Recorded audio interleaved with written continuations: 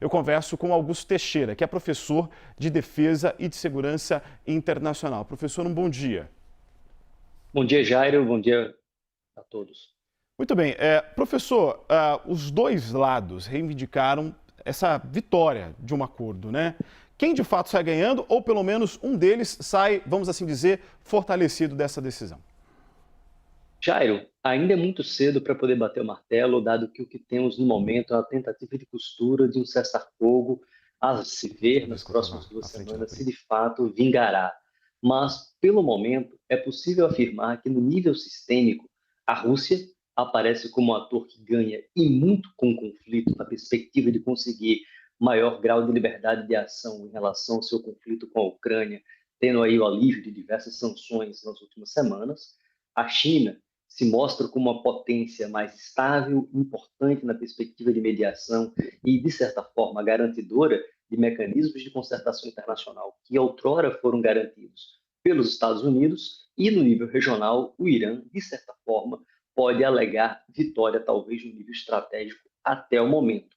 Primeiro, o regime ainda existe, tivemos, no máximo, uma mudança dentro do regime, com talvez uma guarda revolucionária iraniana mais forte do que a dimensão política e religiosa da própria teocracia civil-política, e, em grande medida, o Irã ainda tem uma capacidade retaliatória, especialmente no campo missílico e assimétrico com drones, considerável. Ou seja, até o momento, o Irã pode, de certa forma, declarar relativa vitória naquilo que compete os objetivos políticos e militares colocados pelos Estados Unidos e Israel. Professor, estamos aqui com a Priscila Asbeck e também o Américo Martins. Priscila, sua pergunta, por favor. Professor, o que muitos especialistas têm comentado aqui é que durante 47 anos de tensão entre Irã e Estados Unidos, o Irã nunca tinha fechado por completo o Estreito de Hormuz e que agora ele ganha essa arma. Além disso, se fala muito sobre uma mudança no regime iraniano, que deixa de ser um regime liderado ali pelos clérigos para ser um regime mais militar, né, liderado por pessoas e por quadros que vêm da Guarda Revolucionária Iraniana, e que isso pode levar o regime a se tornar um regime mais linha dura. Considerando essas duas questões, o senhor acha que, no fim das contas, era melhor os Estados Unidos não terem feito essa operação? Não houve nenhum tipo de vitória por parte dos Estados Unidos? Era melhor as negociações terem continuado como estavam antes dessa operação? Bom dia, Priscila. Veja, eu acredito que é possível afirmar que a condição do status quo anterior, no qual o Irã se encontrava isolado, enfraquecido, aquilo que era o eixo da resistência tinha sido fortemente degradado, especialmente na guerra de junho do ano passado, era uma situação, de certa forma, mais plausível em termos de consecução de objetivos políticos e militares, tanto pelos Estados Unidos como por Israel. É importante lembrar que a atual guerra, que no momento se negocia um cessar-fogo, ocorreu a sua erupção durante uma negociação internacional voltada à questão do programa nuclear iraniano.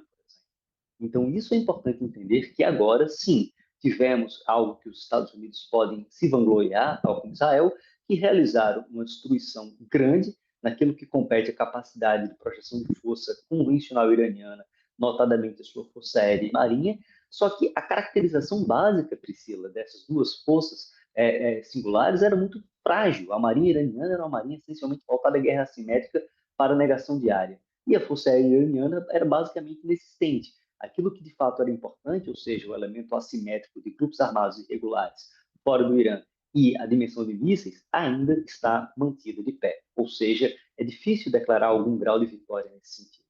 Américo. Professor, muito bom dia. Muito obrigado por essa oportunidade aí para nossa audiência entender melhor esse conflito.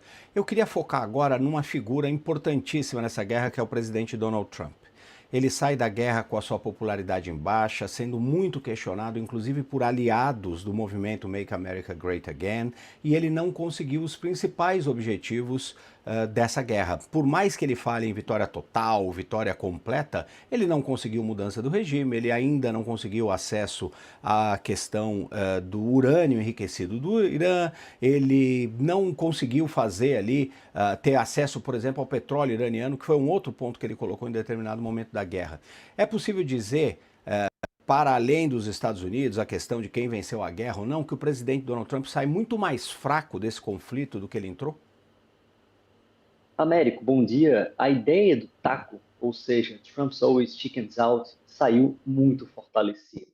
Existe, inclusive, já um gráfico que demonstra os diversos ultimatos que Trump deu ao Irã desde o começo do conflito e até o momento, ele sempre recuando próximo ao seu término. Isso, em geral, enfraquece algo que para um presidente americano é muito importante, que é a credibilidade e a credibilidade da sua ameaça. Na perspectiva que um presidente ameaça e não cumpre a sua ameaça e sempre recua, ele reduz e muito o potencial coercitivo, inclusive do seu poder militar.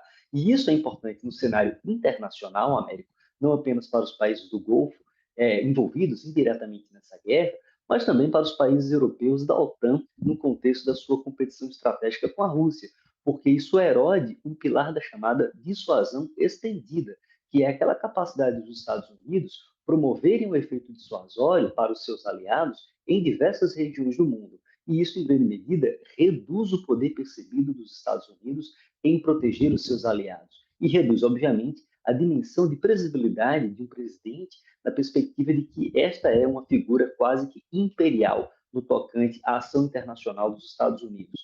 Nesse sentido, Trump ele sai enfraquecido não apenas no cenário internacional, na sua competição com a China, dado que o tandem sino-russo ainda está forte na perspectiva de uma competição com os Estados Unidos pela remodelar da ordem internacional, mas sai fortemente enfraquecido no plano doméstico, com a base do MAGA rachada e no ano eleitoral, colocando aí na perspectiva do J.D. Vance a bomba para ser desarmada dentro desse acordo, que não nos iludamos. Esses 10 pontos negociados inicialmente propostos pelo Irã são muito difíceis dos Estados Unidos aceitarem em sua completude, porque ressaltariam um teor de derrota amarga. É por isso que é importante estar feliz com o atual momento da negociação do cessar-fogo, mas ele é extremamente frágil e, detalhe, não se estende para a guerra contra o Líbano, especialmente entre Israel e Hezbollah.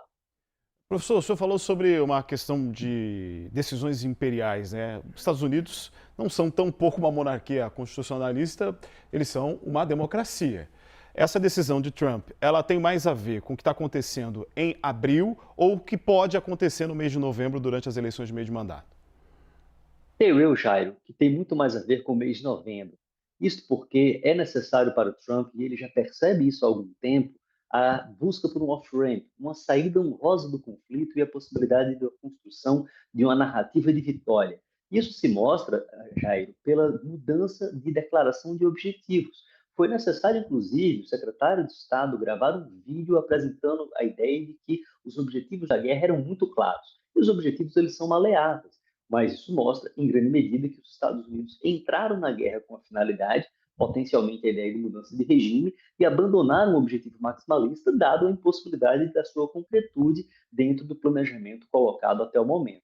Nesse sentido, o que o Trump busca realizar é uma saída honrosa para o conflito, uma tentativa de construção narrativa de vitória e recobrar a credibilidade da sua posição como ator protagônico no cenário americano, visando exatamente ser um lastro para a manutenção da maioria dos republicanos nas duas casas legislativas no âmbito federal nos Estados Unidos. O grande problema que nós encontramos é que os termos da negociação são muito duros e, em grande medida, são termos que o Irã apresentaria caso tivesse vencido a guerra.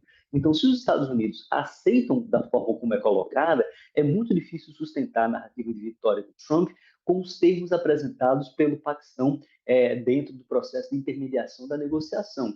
É por isso que é uma situação extremamente complexa e, não por menos, J.D. Vance foi colocado para negociar, algo que, obviamente, ele poderá carregar o estigma, seja da vitória na negociação de um bom acordo ou num acordo vexatório para os Estados Unidos.